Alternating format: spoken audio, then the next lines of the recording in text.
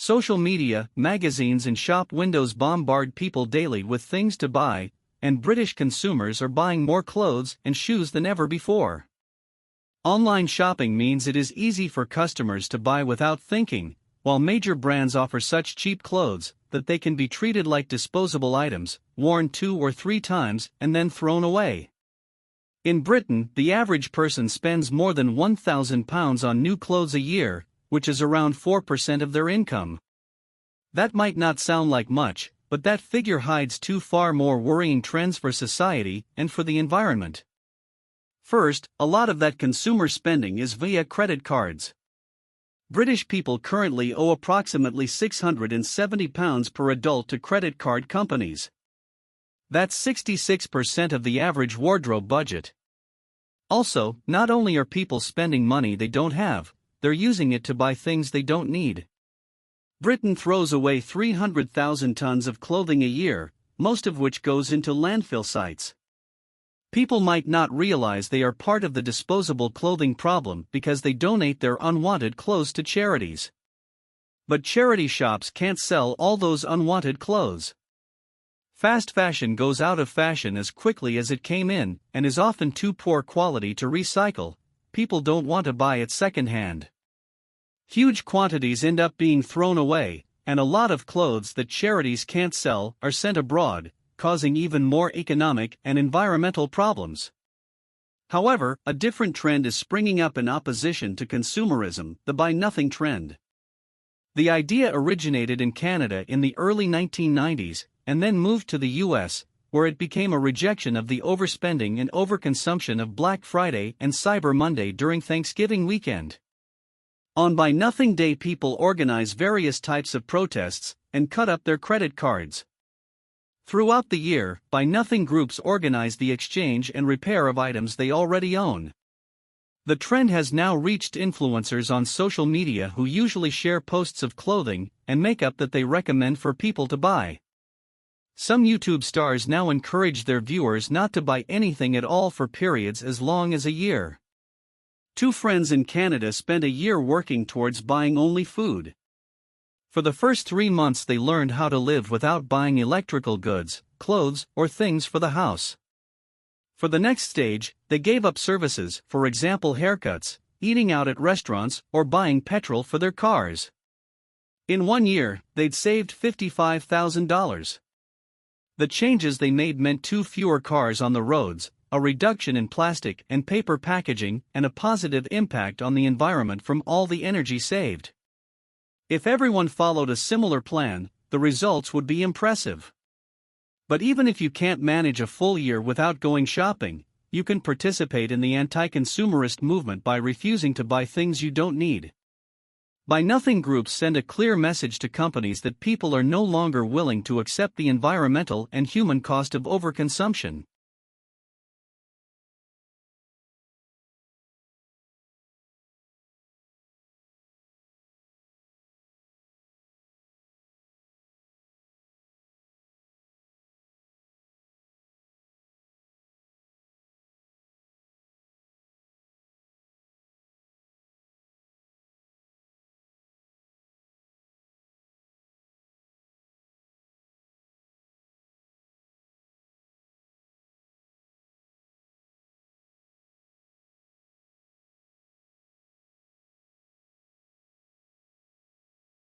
If we look around us at the things we have purchased at some point in our lives, we would no doubt notice that not everything we own is being put to good use.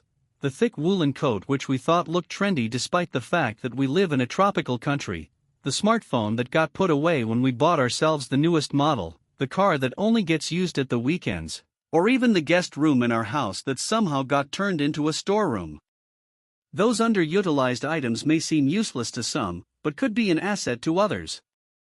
With the advent of the internet, online communities have figured out a way to generate profit from the sharing of those underused assets.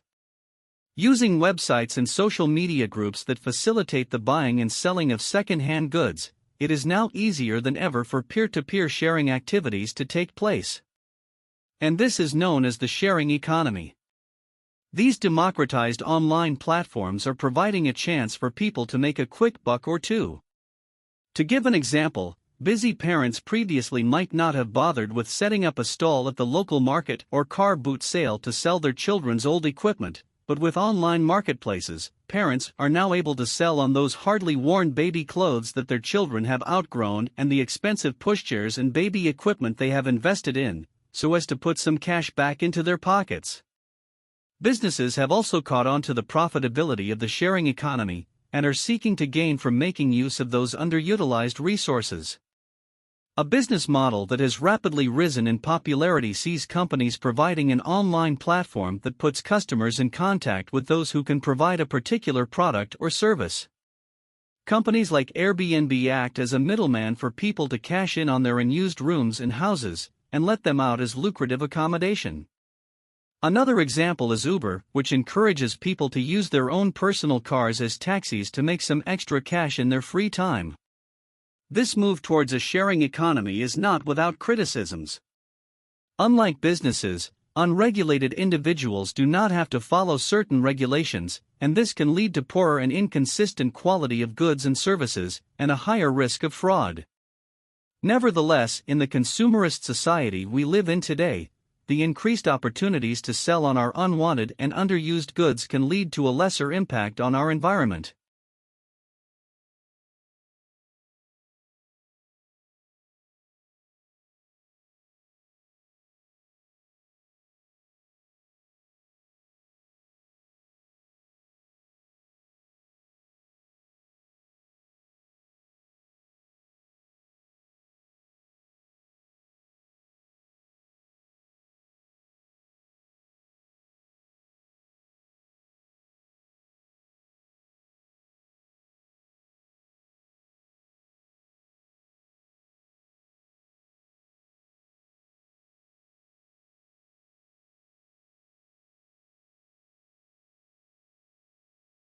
Why bridges collapse. Some of the biggest and most expensive transportation projects in the world have involved building bridges. Bridges are crucial links that carry cars, trucks, and trains across bodies of water, mountain gorges, or other roads. As a result, they are one of the most important aspects of civil engineering and are subject to intense scrutiny, especially when they collapse. Bridge collapses can be tragic events, leading to loss of life and serious property damage. That's why bridge engineers, designers, and builders must always take their jobs very seriously. The best way for them to prevent these accidents is to understand why bridges collapse in the first place. Understanding bridge collapses can lead to major changes in the design, construction, and safety of future building projects. The following are the main reasons why bridges fall. Fire. Historically, more bridges were made of wood and were much more susceptible to fire. This was particularly true of old-fashioned train bridges, where the spark created by the steel wheels and steel tracks could sometimes cause a bridge to catch fire and burn to the ground. During construction. A large number of bridge accidents occur during the construction of the bridge itself. These accidents are often due to an error made by the engineers, such as a miscalculation. The bridge collapses under its weight, and this can be deadly for the workers on it at the time. Earthquakes. Earthquakes damage all structures, including bridges. Luckily, this kind of collapse is relatively infrequent, especially with modern bridges. Engineers have learned to design bridges in earthquake zones in areas that are much more resistant to movement. By defect. Some bridge collapses are mysteries, and engineers only realize why after they conduct a complete investigation. In some cases, this could happen because inferior quality material was used in the construction, or because of a defect in a key piece of the bridge. In other cases, the bridge was designed only to support a certain amount of weight and no more. Boat or train crash. Both of these kinds of accidents are extremely rare, but boats and trains can cause a bridge to collapse for different reasons. With trains, it's the velocity of the impact that can bring a bridge down. With boats, it's the very large mass they have that can bring about the collapse, even if they are moving very slowly when it occurs. The best way to avoid bridge failures is to plan for them. Modern technologies that can detect structural weakness, safer working environments, and better designs can all help to reduce these terrible accidents.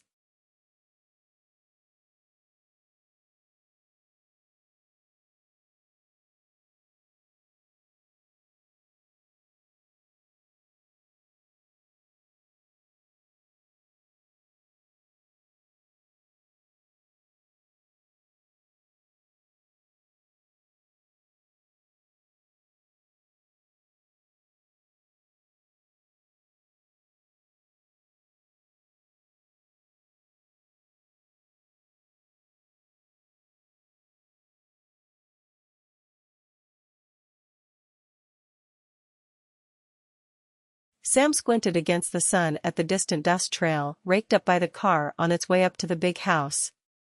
The horses kicked and flicked their tails at flies, not caring about their owner's first visit in 10 months. Sam waited. Mr. Carter didn't come out here unless he had to, which was just fine by Sam. The more he kept out of his boss's way, the longer he'd have a job. Carter came by later while Sam was chopping wood. Carter lifted his hat as if he were waiting for an appointment with the town priest, and then removed it completely as if he were talking to his mother. He pulled out a pile of paper from his back pocket and held it out. "Don't pick up your mail often, do you?" Sam took it without a glance and dropped the envelopes onto the bench. "Never," he replied, and waited for Carter to say why he was here. The fact it was Carter's house was no explanation, and they both knew it.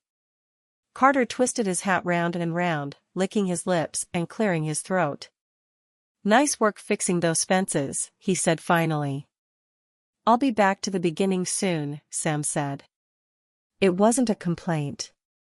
A fence that took a year to repair meant another year's work to the man who did it well. "Don't you ever want to take a holiday?" "And go where?" A holiday meant being back out in the real world, a place even people like Carter traveled to escape from. Sam's escape was his reality, and he wasn't going back. Mr. Carter wiped the sweat from the back of his neck. The damp patches on his shirt drew together like shapes in an atlas. His skin was already turning ruddy in the June sun. Otherwise, he had the indoor tan of a man that made money while other people did the work. "I've brought my son with me on this trip. He's had some trouble at school." Mr. Carter's eyes flicked up, blinked rapidly, and then shifted back to the hat occupying his hands. "Not much trouble out here for a young boy." He attempted a laugh, but it came out like a dog's bark.